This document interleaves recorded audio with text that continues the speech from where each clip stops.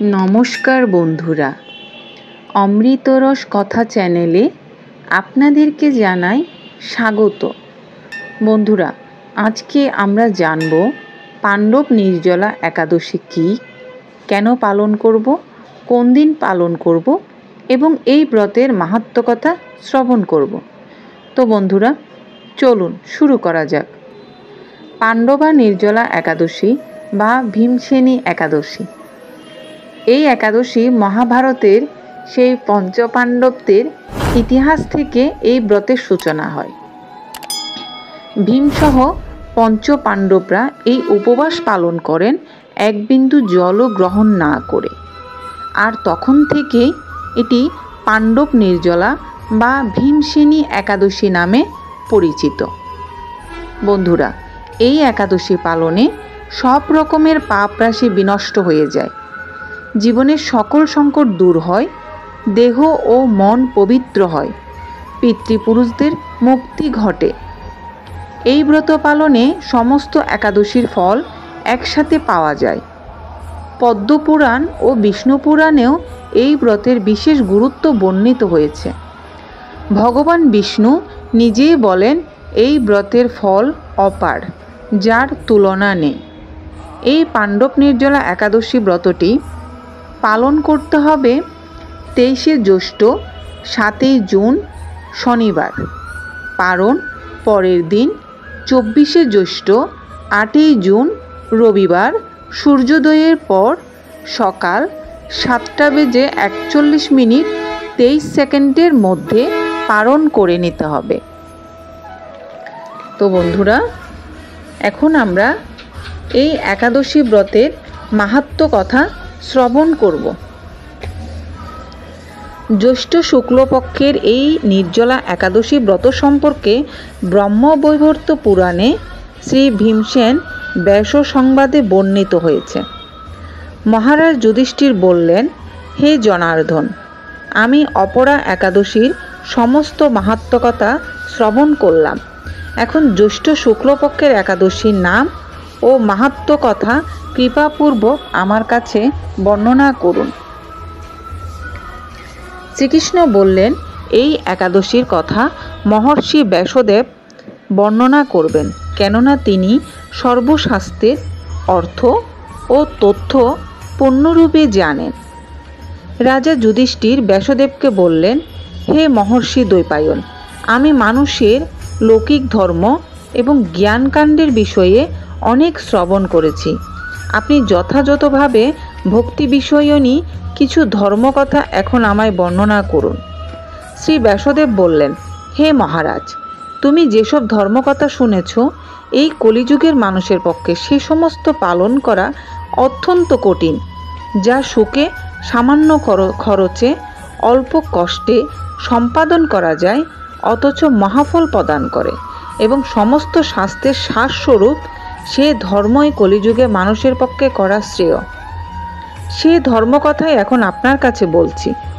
উভয় পক্ষের একাদশী দিনে ভোজন না করে উপবাস ব্রত করবে। দ্বাদশী দিনে স্নান করে শুচিশুদ্ধ হয়ে নিত্যকৃত্য সমাপনের পর শ্রীকৃষ্ণের অর্চন করবে। এরপর ব্রাহ্মণদেরকে প্রসাদ ভোজন করাবে। অশোচাদিত এই ব্রত কখনো ত্যাগ করবে না। যে সকল ব্যক্তি স্বর্গে যেতে চায়, তাদের সারা জীবন এই ব্রত পালন করা উচিত।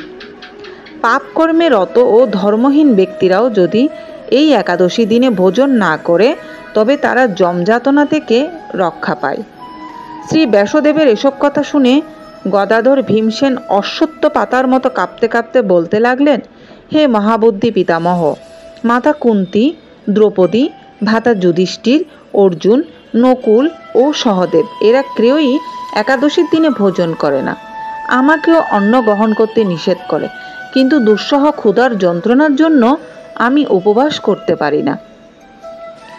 ভীমসেনের এরকম কথায় ব্যাসদেব বলতে লাগলেন, যদি স্বর্গাদি দিব্যধাম লাভে তোমার একান্ত ইচ্ছা থাকে, তবে উভয় পক্ষের একাদশীতে ভোজন করবে না। তদুত্তরে ভীমসেন বললেন, আমার নিবেদন এই যে, উপবাস তো দূরের কথা, দিনে একবার ভোজন করে থাকাও আমার পক্ষে অসম্ভব, কারণ আমার উদরে বৃক নামে অগ্নি রয়েছে। ভোজন না করলে সে কিছুতেই শান্ত হয় না। তাই প্রতিদিন একাদশী পালনে আমি একেবারেই অপারগ। হে মহর্ষি, বছরে একটি মাত্র একাদশী পালন করে যাতে আমি দিব্যধাম লাভ করতে পারি, এরকম কোনো একাদশীর কথা আমাকে নিশ্চয়ই করে বলুন। তখন ব্যাসদেব বললেন, জ্যৈষ্ঠ মাসের শুক্লপক্ষের একাদশী তিথিতে জলপান পর্যন্ত না করে সম্পূর্ণ উপবাস থাকবে, তবে আচমনে দোষ হবে না। ওই দিন অন্নাদি গ্রহণ করলে ব্রত ভঙ্গ হয়। একাদশীর দিন সূর্য উদয় থেকে দ্বাদশীর দিন সূর্যাস্ত পর্যন্ত জলপান বর্জন করলে অনায়াসে 12টি একাদশীর ফল লাভ হয়। বছরের অন্যান্য একাদশী পালনে অজান্তে যদি কখনো ব্রতভঙ্গ হয়ে যায়, তাহলে এই একটি মাত্র একাদশী পালনে সেই সব দোষ দূর হয়। দ্বাদশী দিনে ব্রাহ্ম মুহূর্তে স্নানাদি কার্য সমাপ্ত করে শ্রীহরির পূজা করবে। সদাচারী ব্রাহ্মণদের বস্ত্রাদি দানসহ ভোজন করিয়ে আত্মীয় স্বজন সঙ্গে নিজে ভোজন করবে। এরূপ একাদশী ব্রত পালনে যে প্রকার পুণ্য সঞ্চিত হয়, এখন তা শ্রবণ করো। সারা বছরের সমস্ত একাদশী ফলে এই একটিমাত্র ব্রত উপবাসে লাভ করা যায়। শঙ্খ চক্র গদা পদ্মধারী ভগবান শ্রীকৃষ্ণ আমাকে বলেছেন, বৈদিক ও লৌকিক সমস্ত ধর্ম পরিত্যাগ করে যারা একমাত্র আমার শরণাপন্ন হয়ে এই নির্জলা একাদশী ব্রত পালন করে, তারা সর্বপাপ মুক্ত হয়। বিশেষত কলিযুগে ধন সম্পদ দানের মাধ্যমে সদ্গতি বা স্বার্থ সংস্কারের মাধ্যমেও যথার্থ কল্যাণ লাভ হয় না।